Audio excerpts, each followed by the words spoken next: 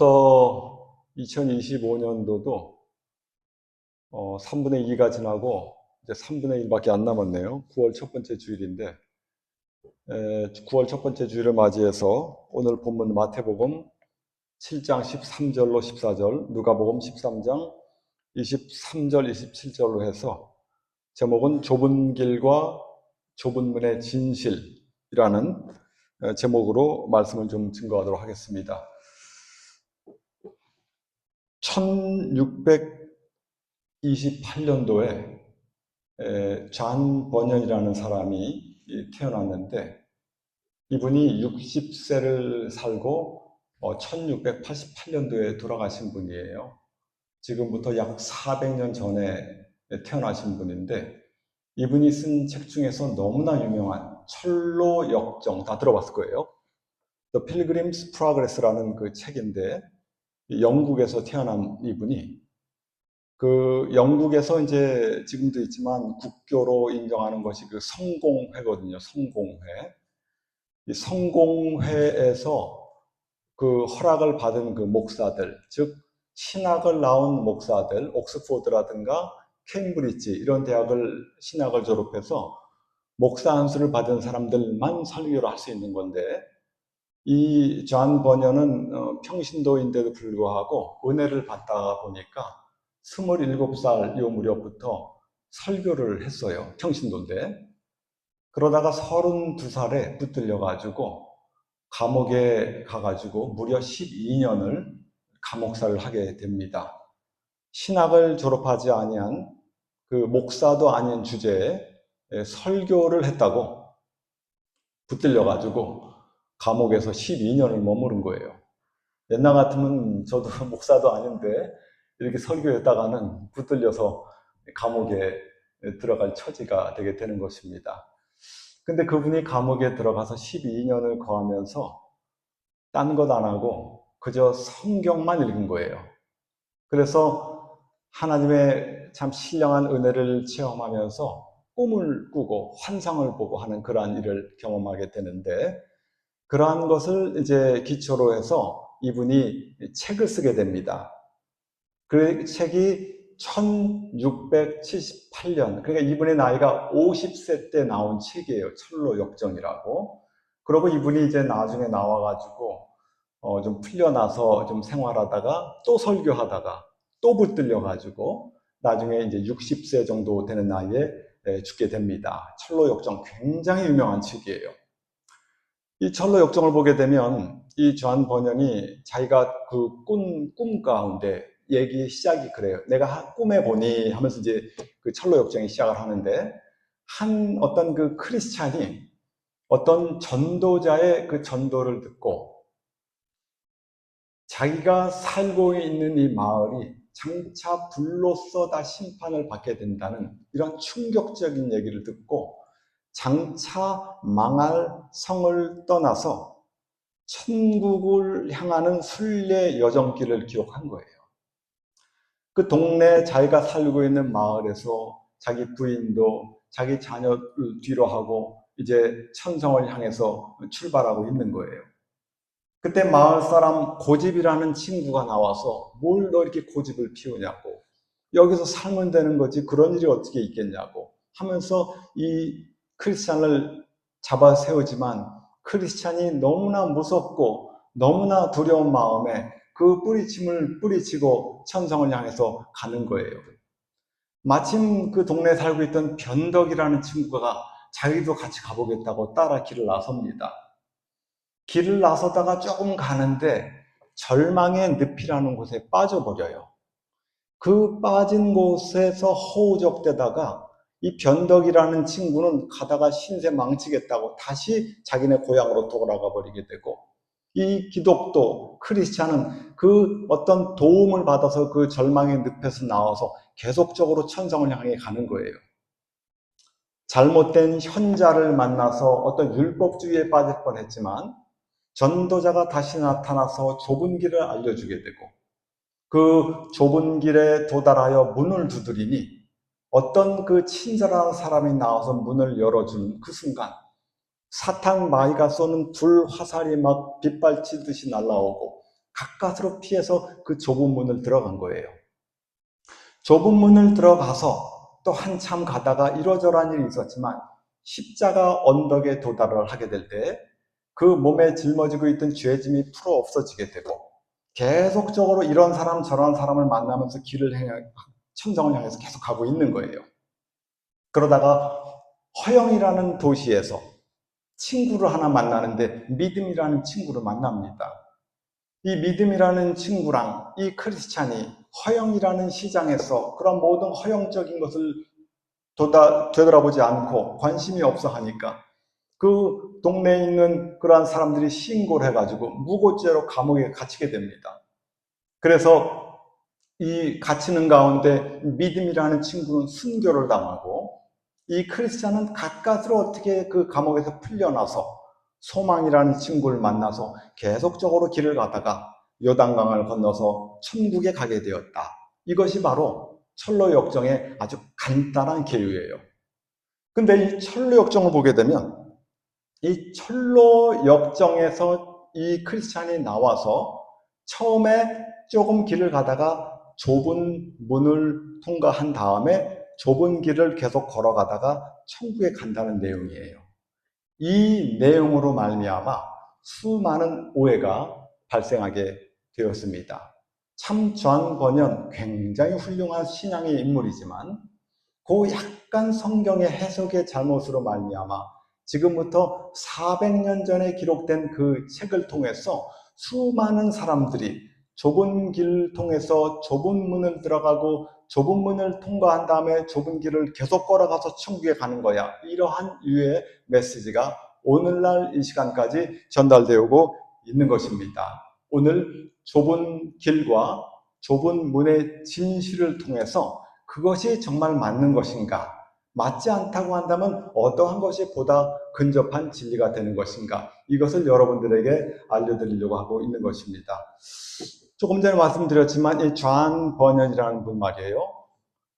하도 가난한 집안 출신이라서 그 아버지가 그 땜장일을 했어요. 우리 예전에도 보면 그 뭐 냄비 구멍 나면 그 뭐 땜질 하잖아요.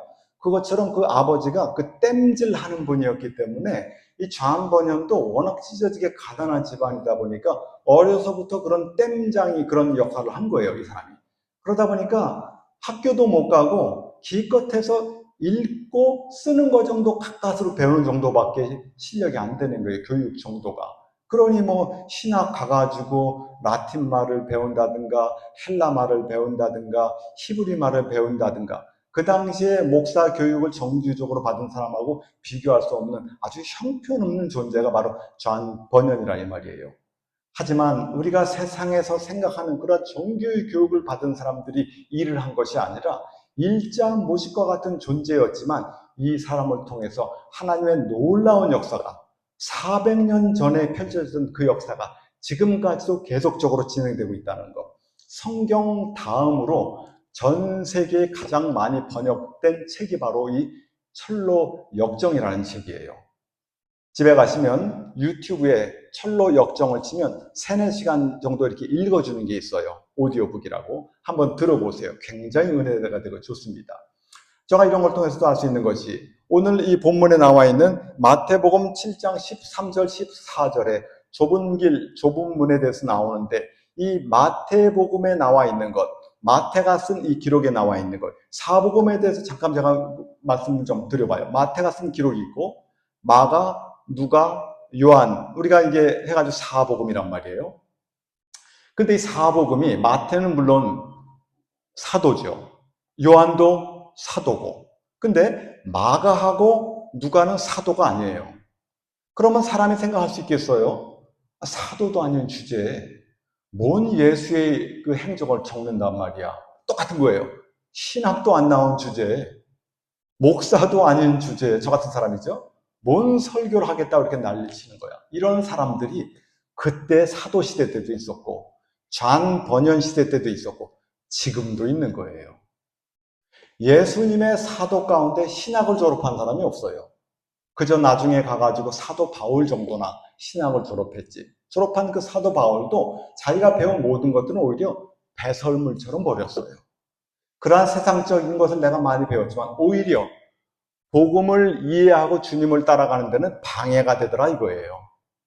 이 사도들만 하더라도 마태, 마가, 누가, 요한이 있었지만 마가하고 누가는 사도도 아니었다는 것.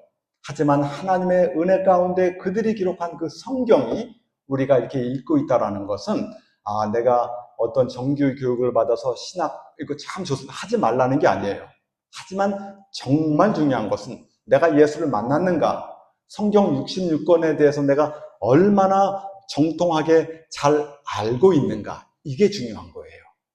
신학이라는 것도 일종의 공부거든요. 공부기 때문에 신학을 공부하는 4년이든 6년이든 그 시간 내에 성경을 읽을 시간이 없어요. 참 아이러니하죠. 성경을 배우러 갔는데 성경을 읽을 시간이 없다. 그러니까 남이 해놓은 것들만 열심히 배우다가 나오는 거예요.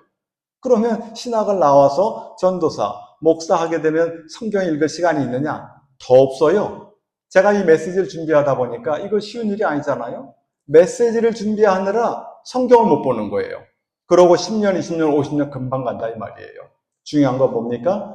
성경을 100번이든 1000번이든 수천 번이든 읽은 그러한 분들이라고 한다면 누구든지 교회에서 간증도 하고 성경 공부도 인도하고 설교도 하는 이러한 것이 바람직한 거예요. 사실 저만 이렇게 하는 것이 아니라 우리 교회도 누구든지 은혜 받은 분이 있다고 한다면 돌아가면서 받은 은혜, 자기가 깨달은 성경을 전한다고 한다면 얼마나 좋을 것인가. 마태는 마태대로, 마가는 마가대로, 누가는 누가대로, 요한은 요한대로 깨달음이 다 틀린 거예요. 사람 면면이 다 틀리니까. 살아온 배경이 틀려요. 자기의 지식이 틀려요. 경험이 틀려요. 성격이 틀려요. 하나님께서는 이런 모든 것들을 감안해서 하나님께서 그들에게 은혜를 주어서 모든 것이 합력해서 하나를 만들어내는 거예요. 만약에 하나님께서 똑똑한 어떤 사람만을, 신앙을 졸업한 이러한 사람들만을 들어서 성경을 기록했다고 한다면 구약에는 모세만 써야 돼요. 한 권. 신약에는 바울 해가지고. 하지만 성경이 그런 게 아니에요.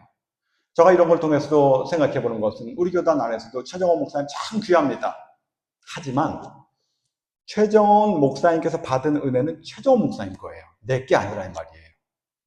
바울이 받은 은혜는 바울 것, 베드로가 받은 은혜는 베드로 것, 마가는 마가대로, 누가는 누가대로 이렇게 쓰는 거예요. 마태는 그 직업이 세리 아니에요? 세리의 직업을 따라 분류하는 걸 참 잘했어요. 이렇게 나누고 저렇게 나누고 분류하는 것. 그래서 산상수훈도 5장, 6장, 7장 예수님께서 하신 모든 말씀들을 딱 모아가지고 우리에게 알려주는 것을 이 마태가 있다 이 말이에요.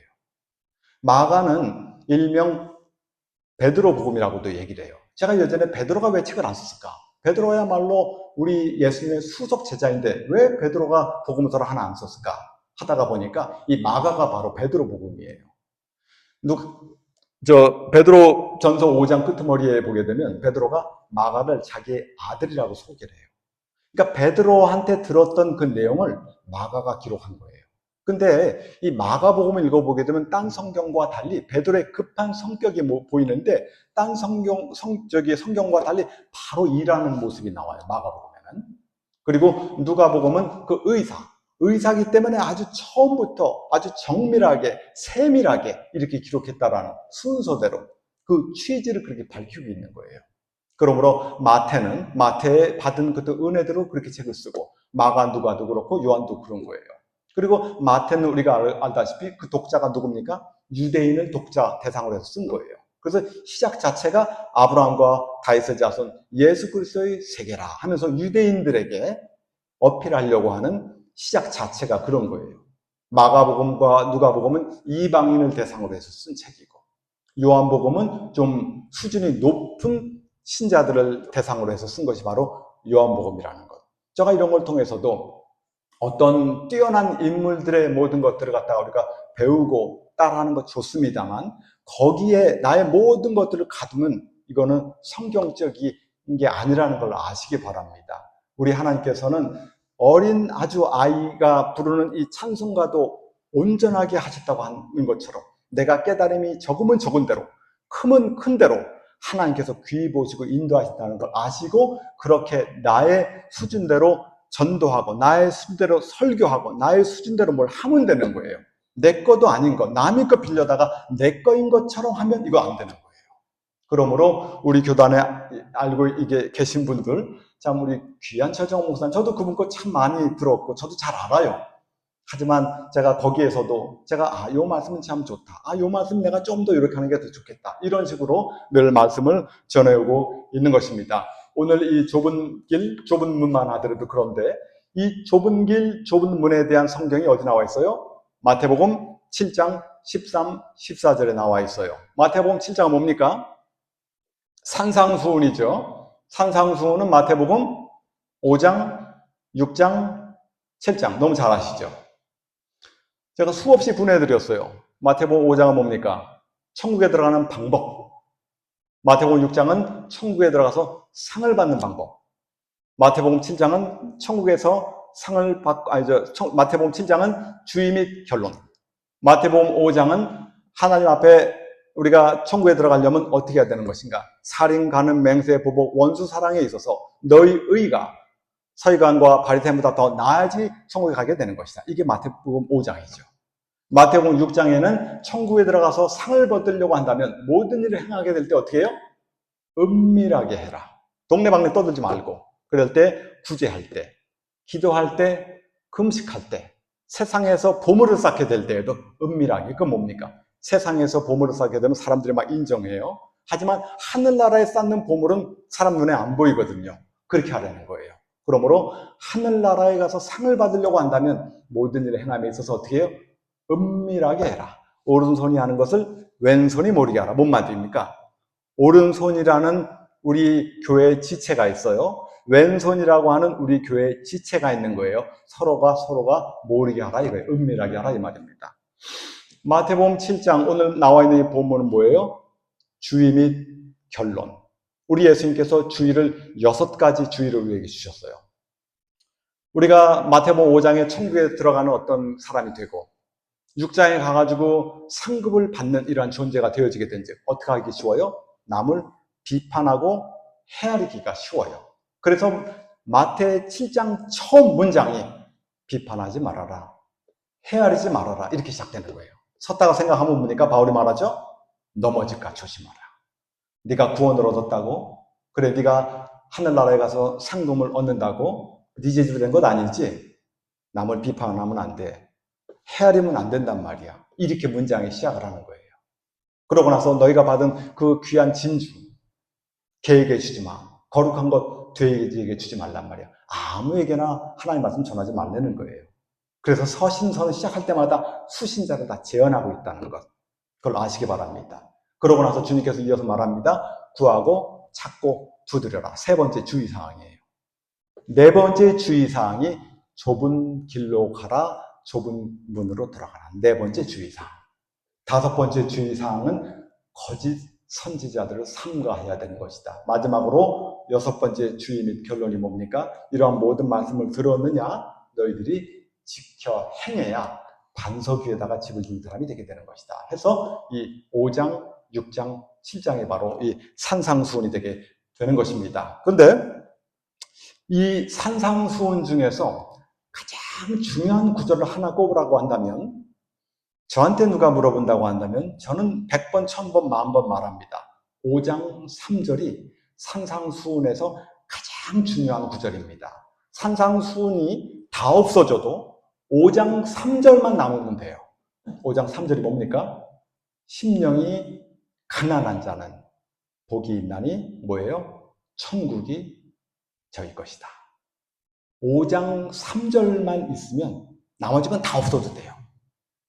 사실 나머지 모든 산상수훈 그 후에 나오는 거는 5장 3절에 대한 설명에 불과해요. 심령이 가난한 자 복이 있나니 천국이 저희 것이다. 천국에 들어가야 뭐든지 뭐가 되는 거죠. 천국에 들어가려면 뭐래요? 심령이 가난해야 된대요. 이거에 대해서도 참 말이 많습니다만 이 문장을 우리가 가장 쉽게 알아들을 수 있는 것은 요한복음 3장 5절이에요. 3장 5절이 뭡니까? 니고데모에게 한 얘기죠. 물과 성령으로 거듭나지 아니하면 천국 갈 수 없다고 했어요. 그죠? 물과 성령으로 거듭나야 천국 간다고 한 그 말씀이 바로 심령이 가난하다는 말이에요.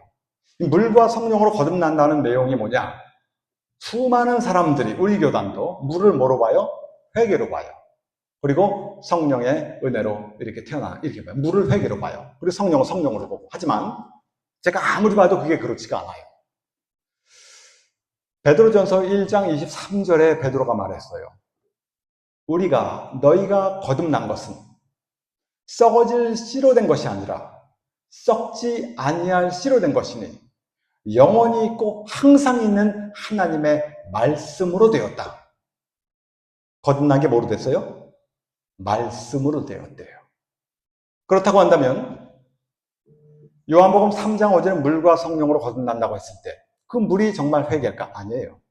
그 물은 바로 말씀이에요. 이걸 약간 변동시켜서 말씀드려보면 주님께서 하신 말씀은 너희가 말씀과 성령으로 거듭나지 아니하면, 너희가 예수와 성령으로 다시 태어나지 아니하면, 이런 얘기를 하신 거예요. 그럼 회개는 무엇인가? 회개는 구원을 얻은, 즉 중생한 생명에게 따라 나오는 것이 바로 회개예요. 그래서 심령이 가난한 자는 복이 있나니 천국이 저희 것이며 한 그 다음에 애통하는 자는 복이 있나니 저가 위로를 받을 것이며, 순서가 그렇게 된다 이 말이에요. 창세기를 읽어보게 되면 아브라함, 이삭, 야곱, 우리 잘 알죠? 요셉. 그들의 삶 가운데 회개를 했다는 내용이 한 번도 없어요. 그들의 삶은 하나님을 향한 믿음의 생활을 우리에게 보여주고 있는 거예요. 회개했겠죠. 하지만 분명히 창세기 안에 아브라함, 이삭, 야곱, 요셉은 회개라는 단어가 나오지 않는다는 것, 반성, 뉘우침이라는 단어가 나오지 않는다는 것, 그리고 우리 하나님께서 창세기 15장 6절에 아브라함에게 의로 여기게 될 때 뭐라고 합니까? 회개이기 때문에 의롭대요? 아니에요. 아브라함의 하나님을 믿음에 이것을 그에게 의로 여기셨다는 거예요. 그러므로 회개가 먼저인 것인가? 믿음이 먼저인 것인가? 굳이 따진다면, 이게 동전의 양면과 같아서 따질 일도 없을지 모르지만, 굳이 따진다고 한다면 믿음이 먼저라는 것. 믿음 다음에 회개가 나오는 거예요. 믿음이란 대상이 없이 그저 내가 참회하고 회개하고 반성하는 것은 세상에서도 해요. 하지만 그럼 그들이 구원을 얻습니까? 아니죠. 믿음이라는 대상이 있고 나서 따라 나오는 것이 바로 회개라는 것을 아시기 바랍니다. 이 5장 3절이야말로 산상수훈에서 가장 중요한 성경이고 가장 또 오해가 많은 성경 구절 중에 하나가 되게 됩니다. 제가 나중에 좀 더 자세하게 말씀드리겠어요. 자, 그리고 또 하나 오해가 많은 구절이 뭐가 있느냐? 5장 20절. 너희의 의가 서기관과 바리새인보다 더 낫지 못하면 결단코 천국에 들어갈 수 없다는 것. 이것도 참 오해가 많아요. 쉽게 말씀드리면 너희 의로 안 된다는 거예요. 너희 의로 서기관과 바리새인보다 더 낫도록 노력하라는 게 아니에요. 너희의 의로는 안 되니까 나의 의, 하나님의 의를 구하고 찾아라라는 그 의미로 주님께서 그렇게 말씀하신 것입니다. 자, 그리고 오늘 이 본문 마태복음 7장 13절 14절 좁은 문으로 들어가라, 이거 좁은 길로 가라, 좁은 문으로 가라, 이것 또한 오해가 많은 구절 중에 하나가 되게 되는 것입니다. 우리 인생이 창세기를 보게 되면 창세기 3장에 쫓겨났죠. 아담과 하와가 죄를 짐으로 말미암아 천국의 모형이 되는 에덴에서 쫓겨났어요. 쫓겨난 다음에 거기에 못 들어오게 그 문을 막아버렸어요. 생명길로 가는 길도 막아버렸어요. 거기에서 모든 문제가 시작이 되는 거예요. 그 천국이라는 곳에서 인생이 쫓겨났어요. 쫓겨난 인생들이 다시 그 천국으로 들어가려고 하는 그 길이 두 가지가 있는 거예요. 넓은 길이 하나가 있고 좁은 길이 하나가 있는 거예요. 제가 오늘 이 좁은 길과 좁은 문의 진실을 말씀드리기에 앞서 여러분들에게 네 가지를 제가 한번 질문해 보겠습니다. 우선 이 길, 이 어떤 문이라는 것은 아셔야 될 것은 바로 뭡니까? 예수죠. 에덴 동산에서 쫓겨난 그 인생들, 자기네 어떤 자력으로 돌아갈 수가 없어요. 해서 우리 예수님께서 십자가에 달려 돌아가심으로 말미암아 그 길을 열어놨어요. 마태복음 27장에 주님께서 죽게 될 때 성소의 휘장이 위에서부터 아래까지 둘이 돼요. 막 지진이 나고 바위가 터지고 무덤이 열리고 죽은 자가 많이 일어나고 예수의 부활 후에 저희가 거룩한 성에 들어간 많은 사람에게 보였다고 나와 있어요. 마태복음 27장. 이 얘기를 히브리 기자는 히브리서 10장 20절에 말하기를 예수 그리스도께서 우리에게 산 길을 열어놨다. 자기의 몸을 찢어서 휘장이 위에서부터 아래까지 찢어진 것처럼 자기의 몸을 찢어서 하나님께로 갈 수 있는 그 산 길을 열어놓았다. 10장 20절 히브리서에 우리에게 알려주고 있는 거예요. 이 얘기를 예수님께서는 요한복음 14장 6절에 나는 길이요 진리요 생명이니 나로 말미암지 않고는 아버지께로 올 자가 없다. 당신 자신이 뭐래요? 길이래요. 요한복음 10장 11절에는 말씀하십니다. 내가 양의 문이래요. 그러므로 좁은 길도 예수요, 좁은 문도 예수지요. 그렇죠? 근데 우리 모든 신자들이 오해하고 있는 것이 네 가지가 있어요. 첫 번째 오해, 좁은 문을 지난 다음에 좁은 길을 계속 가는 것이다. 이렇게 철로역정이 그렇게 우리에게 알려주고 있어요. 조금 가다가 좁은 문을 통과한 다음에 계속 좁은 길로 향하여 가다가 요단강을 지나 천성에 이른다. 하필 존 버년이 그렇게 소설책을 쓰는 바람에 여태까지 사람들이 오해하고 있어요. 그게 첫 번째 오해. 두 번째 오해, 좁은 길로 가면 다 구원을 얻는다. 또 이 마태복음 7장 13절 14절만을 읽어보게 되면 이 말이 맞아요. 좁은 길로 가면 좁은 문에 다다르게 되고 결국은 천국에 가게 된다. 마태복음 7장 13절 14절만 보면 그 말이 맞는데 하필 우리 주님께서 누가복음 13장에 또 얘기를 한 번 하셨어요. 그러므로 이것도 사람들이 잘못 알고 있는 거예요. 좁은 길로 가면 다 구원을 얻는다? 그렇지 않아요. 세 번째 오해, 좁은 길과 넓은 길은 교회 안에 있는 두 길이다. 이렇게 가르치기도 해요. 우리 교단도 그렇게 가르쳐요. 그렇지 않습니다. 네 번째 오해, 이 좁은 길을 가는 것은 무진장 힘들어. 십자가 길. 정말 너무나 성경에 말한 대로 길이 협착해. 찾는 이가 없어. 죽을 고생을 해야 돼. 이것도 뭐예요? 오해 중에 하나가 되는 것입니다. 잠깐 문에 대해서 한번 생각을 해봅니다. 문이라는 것은 공간과 공간을 잇는 통로예요. 여러분들이 오늘 아침에 집에서 나왔어요. 집 문을 열고 나와서 차를 타고 오셔서 교회 문을 열고 들어오셨어요. 집에서 문을 나온 다음에 교회 문을 도착하기 전까지는 문이 있었어요, 없었어요? 문이 없었죠. 차를 타고 오시는 그 안에는 문이 없었어요. 그러므로 문이라는 것은 출발점 내지 종점이에요. 중간에는 문이 없어요. 근데 존 버년은 이 문을 출발점으로 본 것이고, 하지만 누가복음 13장에는 이 문이 어디 있어요? 끝에 있는 거예요. 가장 끝에. 그 문을 넘어가면 끝이란 말이에요. 그 문을 지나서 뭐 계속 더 가고 이런 게 아니란 말이에요. 존 버년이 말하는 거죠. 그 문은 가장 끝에 있다는 것. 여러분들이 이 교회를 오시게 될 때 교회 문을 열고 들어오니 바로 교회지. 뭐 교회 문을 열고 들어와서 어디 또 갑니까? 아니잖아요. 이런 것처럼 우리 인생이 천국이라는 곳에서 쫓겨났어요. 그 문은 닫혀버렸어요.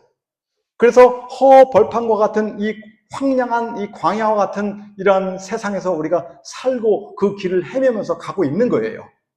그러다가 어느 순간 어느 때 그 문 앞에 도달하게 되는 거예요. 네, 그렇게 하시면 됩니다. 자, 그러면 왜 신자가 이 교회 안에 있는 두 길이 아니라 넓은 길, 좁은 길이 신자들이 가는 그 길이 바로 좁은 길이에요. 온 세상 인구를 100명이 있다고 생각을 해보세요. 온 세상 인구를 딱 100명이 있어요. 온 세상 인구가 100명이에요. 그 100명을 나눠보게 되면 기독교인이 몇 명이냐면 31명이에요. 기독교인이 31명. 그리고 이슬람 교인이 25명, 무교, 종교가 없는 사람이 16명, 힌두 교인은 15명, 인도 사람 다 힌두교라서 그래요. 불교는 7명, 나머지 뭐 유대교도 뭐든 다 합쳐가지고 몇 명이에요? 6명. 다시 한번, 기독교가 몇 명이에요? 100명 중에서 31명. 나머지 그러면 한 70명이죠? 그냥 30명이라고 합시다. 기독교인이 30명, 나머지 70명은 예수랑 상관이 없는 사람들이에요. 아까 얘기했죠? 길이 뭐예요? 문이 뭐예요? 예수라고. 예수하고 상관이 없는 사람이 100명 중에 몇 명? 70명. 이 사람들은 그럼 어느 길로 가는 사람들이에요? 넓은 길. 좁은 길이라는 그 길은 예수의 길이에요. 좁은 문이라는 문은 바로 예수의 문이란 말이에요. 100명이라는 인구 중에서 30명만이 그 좁은 길 안에 들어서 있는 거예요. 그래서 좀 더 생각해 봐요. 30명이라는 그 기독교인 중에서 15명은 천주교인이에요. 천주교인 참 많죠? 우리 개신교가 몇 명인 줄 알아요? 12명. 그리고 나머지 무슨 뭐 사람들이 뭐 좀 뭐 이단이든 뭐든 해가지고 아무튼 간에 예수를 인정하는 사람 나머지가 있는 거예요. 그러니까 우리 개신교는 12명, 천주교는 15명, 나머지 뭐 예수를 인정하지만 잘못된 사람들 3명, 뭐 이렇게 있는 거예요. 그러면 다시 한번, 이 30명이라는 예수를 인정하는 사람들 가운데 매일마다 성경 읽는 사람이 몇 명이나 될까요? 매일마다 하루도 안 빼놓고 성경 읽는 사람. 천주교 신자들은 그 퍼센티지가 10%가 좀 들락말락해요. 개신교는 조금 더 많아요. 여기 있는 분 다 읽고 계시죠? 그래도 여기 우리가 좀 퍼센티지를 많이 끌어올립니다. 한 20% 돼요. 그러니까 쉽게 얘기하면 성경을 매일마다 읽는 사람은 2명에서 3명이에요. 100명 중에서 2명 중에서 3명만 매일마다 성경을 읽어요. 그러면 생각해 보세요. 성경을 안 읽는 사람이 좁은 문으로 들어갈 찬스가 많겠어요? 성경을 읽는 사람이 많겠어요? 읽어도 매일마다 읽는 사람이 많겠죠. 가끔가다 읽는 사람 좀 힘들 거예요. 매일마다 읽는 사람은 그럼 100명 중에 몇 명이에요? 2명, 3명 안에 들어가 있는 거예요. 30명이 다 좁은 길로 가고 있어요. 천주교든 개신교든 예수를 인정하는 사람들은 다 좁은 길로 가고 있는 사람이에요. 예수를 인정하지 않는 70명은 넓은 길로 가는 사람들이에요. 예수를 인정하는 그 30명이라는 사람들이 지금 좁은 길을 향하여, 좁은 문을 향하여 좁은 길로 지금 가고 있는 중에 있는 것인데, 인생의 어느 순간 좁은 길을 끝에 보니 좁은 문이 나타났단 말이에요. 근데 30명이 다 들어가면 얼마나 좋아요. 근데 문이 어느 순간에 닫혀버렸어요. 그러고 나가지고 문을 두드리니까 예수님께서 누가복음 13장에 문을 한번 닫는다는 거예요. 그랬더니만 사람들이 몰려와가지고 뭐라 그럽니까? 문을 두드리며 열어달래요. 그랬더니 하나님께서 뭐라 그래요? 모르겠대요. 그때 이 사람 뭐라 그럽니까? 뭔 말 하시냐고. 우리가 주님 앞에서 먹고 마셨고 친교죠? 또한 우리 길거리에서 주님께서 성경 공부도 가르쳐주고 설교도 하셨잖아요. 이 교회 와가지고 다 우리가 들었잖아요. 친교도 하고. 이 얘기하고 있는 거예요, 지금. 누가 얘기하고 계세요? 불신자가 하는 얘기가 아니죠, 이 얘기가? 신자들이 하는 얘기예요. 신자들이 자기가 한평생 좁은 길로 가면서 천국 갈 줄 알았는데 문이 닫혀가지고 하도 황당해가지고 항변을 했더니만, 이렇게 항변을 했더만 주님께서 모른다. 예, 행악을 행하는 자, 이렇게 나오는 거예요. 이 문장이 마태복음 25장에도 나와요. 열처녀 비유 기억하시죠? 미련한 처녀는 문 밖에서 슬피 울며 이를 가고 있었어요. 양과 염소를 구별했단 말이에요. 그래 이제 양은 칭찬하고 염소는 이제 하나님께서 이제 이 악한 사람들아 나를 떠나라 하게 할 때 뭐라고 그러냐면, 언제 우리가 주님을 홀대했냐고. 그때 주님께서 내가 뭐 병들었을 때 찾아보고 뭐 굶주렸을 때 먹여주고 뭐 헐벗었을 때 옷 입혀주고 뭐 이렇게 얘기하니까 이 사람들이 뭐라고 그래요? 언제 우리가 안 했냐요. 자기들이 다 했다는 거예요, 신자니까. 근데 결국은 주님께서 그들을 모른다고 얘기했다 이 말입니다. 그러므로 이 좁은 길은 누가 가는 길이에요? 신자들이 가는 길이에요. 불신자가 가는 길이 아니에요. 교회 안에 있는 두 길이 아니에요. 엄연히 넓은 길은 누가 가는 겁니까? 불신자가 가는 거예요. 좁은 길은 누가 가요? 신자가 가요. 하지만 이 좁은 길 끝에 있는 그 문은 누가 들어가요? 진실된 신자만 들어갈 수 있는 길이라 이 말입니다. 자, 그럼 보세요. 자, 아까도 말씀드렸어요. 길가, 돌밭, 가시밭, 옥토가 있어요. 누가 구원 얻어요? 옥토. 길가, 돌밭, 가시밭도 다 하나님 말씀 어떻게 했어요? 다 들었죠. 노아 홍수 때 노아가 방주를 짓게 됩니다. 수많은 사람들이 방주를 짓는데 도움을 줬어요. 그 사람들 다 뭡니까? 좁은 길로 간 사람들이에요. 하지만 정작 노아와 그 노아의 식구들만 8명만 그 노아 방주의 문을 통해서 방주 안에 들어갔어요. 나머지 사람들은 짓긴 열심히 지었어요. 하지만 그 방주 안에 들어가지 못했어요. 이스라엘 백성이 60만 명, 남자만 60만 명이 애굽에서 나왔습니다. 광야가 뭐예요? 교회 생활이라죠. 사도행전 7장의 스데반이 그렇게 얘기했어요. 광야는 바로 교회 생활이라. 교회 생활을 몇 년 했어요? 38년을 했어요. 근데 누가 들어갔어요? 2명, 갈렙과 여호수아. 좁은 문은 2명밖에 못 들어갔어요. 1세대는 다 못 들어갔다 이 말입니다. 그러므로 아까 말씀드린 오해 4가지 중에서 다시 한번 생각해 봅니다. 오해가 뭐가 있어요? 문을 지난 다음에, 좁은 문을 지난 다음에 계속적으로 좁은 길을 간다? 아니요. 좁은 문은 어디에 있어요? 가장 끝에 있습니다. 그리고 좁은 길로 가면 다 구원을 얻어요? 그렇지 않아요. 좁은 길로 가도 구원을 못 얻는 경우가 더 많습니다. 30명이라는 사람이 다 좁은 길로 가고 있어요. 하지만 퍼센티지로 보게 되면 그 중에서도 2~3명만 좁은 문에 들어가는 거예요. 이렇게 쫙 힘들다는 거예요. 좁은 길과 넓은 길은 교회 안에는 2길이다. 그렇지 않다. 말씀을 드렸습니다. 그러면 제가 말씀드린 그대로 이 좁은 문이라는 것이 언젠가는 닫혀요.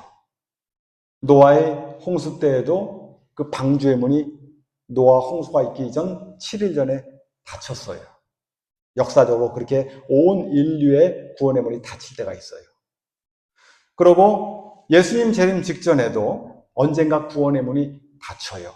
그래서 계시록은 말합니다. 거룩한 자는 계속 거룩되게 하고 깨끗한 자는 계속 깨끗하고 더러운 자는 계속 더럽게 하라. 더 이상 구원이 없다. 그 얘기를 하는 거예요.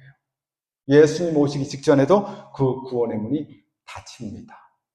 하지만 우리 개인적으로도 구원의 문이 닫힐 수가 있어요. 대표적으로 뭡니까? 불사죄. 성부, 성자, 성령에 관련된 죄를 잘못 짓게 되면 어떻게 돼요? 그 구원의 문이 닫혀버려요. 이러한 죄는 일반 신자들은 잘 안 질 거고 종교 지도자급 되는 사람들이 짓기 아주 쉬운 죄예요. 못 들어가요. 닫혀버려요. 마치 이 천사 중에 천사장이 하나님의 영광을 가로채려고 했죠. 그래가지고 결국은 뭐가 됐어요? 마귀가 됐어요. 근데 마귀가 회개를 해가지고 다시 천사가 되는 게 있어요? 없어요? 없어요. 왜? 구원의 길이 막혔기 때문에. 신앙생활을 오래 하다 보면 이런 일이 있을 수 있어요. 또 어떤 경우에 길이 막히냐면 하나님께서 우리를 감동을 해요. 성경을 읽어라, 회개해라, 이런 감동을 수시로 해요. 근데 말을 안 들으면 우리의 몸을 아프게 해요. 일을 막 꼬이게 해요. 하는 일마다 안 되게 해요. 그리고 몸을 아프게 해요. 왜? 회개하라는 거예요. 그걸 무시하면 어떤 일이 있습니까? 나중에 가서 죽기 전에 다시 한번 감동이 올 때가 있어요. 그걸 무시하게 되면 어떻게 돼요? 구원의 문이 영영 막혀버리는 거예요. 그러므로 매일매일 생활하시면서 회개할 것 있어요? 하나님의 감동으로 알고 자꾸 계속 회개하는 생활을 하셔야 돼요. 왜? 잘못하면 구원의 문이 막혀버리니까. 막히면 안 열어준단 말이에요. 이게 뭐 열렸다 닫혔다는 문이 아니에요. 한 번 닫히면 끝이란 말이에요. 우리는 다 같이 교회 나와서 교회 생활 하다 보니까 또 만나는 사람들이 교인이다 보니까 많은 사람들이 이렇게 하나님 믿고 뭐 잘하는 것 같지만 온 세계 인구를 펼쳐보면 그렇지 않단 말이에요. 100명 중에서 2~3명만 제대로 하고 있어요. 그 안에 여러분들이 들어 계십니까? 깊이 생각하셔야 돼요. 자, 그러면 또 한 가지 이제 주의점을 말씀을 드리고 결론을 맺도록 하겠습니다. 좁은 길, 좁은 문으로 가라고 하니까 이게 또 내 재주, 내 능력, 내 노력으로 된다고 생각해요. 아까 마태복음 5장 20절에 뭔 얘기를 했어요? 너희의 의가 서기관과 바리새인보다 더 낫지 못하면 뭡니까? 결단코 천국에 들어갈 수 없을 것이다 하니까 살인과는 맹세, 보복, 원수상 이 5가지 문제 예를 들어줬거든요. 화만 내도 안 된다는 거예요. 그러니까 이걸 갖다가 막 노력을 하는 거예요. 끓어오르는 화를 갖다가 막 누르면서 막 노력을 한단 말이에요. 인간의 어떤 의의를 내세우려고. 이게 아니라 이 말이죠. 자기 힘 재주로 안 된다 이 말이에요. 이 좁은 문, 좁은 길로 가는 것은 내 힘, 내 재주로 되는 길이 아니라 이 말이에요. 그러면 뭘 힘쓰라고 하라는 그 의미는 무엇인가? 이게 좀 약간 좀 아이러니한 거예요. 힘을 쓰라고 얘기했지만 어떤 의미로 힘을 빼라는 의미예요. 제가 볼 때는. 이 세상에서도 보세요. 운동을 할 때 골프 같은 거 치잖아요. 가장 하라는 게 뭔지 알아요? 힘 빼래요. 수영을 하잖아요. 힘을 빼래요. 힘을 막 있는 대로 해가지고 뭘 해야 될 것 같은데 가르치는 사람마다 힘 빼세요. 힘 빼세요. 이렇게 하는 거예요. 우리가 예수를 믿는다는 건 뭐예요, 그러면? 나의 힘을 빼는 거예요. 이 나의 힘을 빼는 노력을 하려는 거예요. 딴 노력이 아니라. 막 힘줘서 가라는 노력이 아니라 너의 힘을 빼라. 그걸 하려는 거예요. 그러면 이 좁은 길로 가는 것이 무진장 힘들다고 나오잖아요. 좁은, 협착하고 뭐 이러니까 찾는 애가 없대잖아요. 이게 얼마나 힘들겠어요, 사실. 문장상으로. 그런데 좁은 길로 가는 사람들에게는 이게 힘들지가 않아요.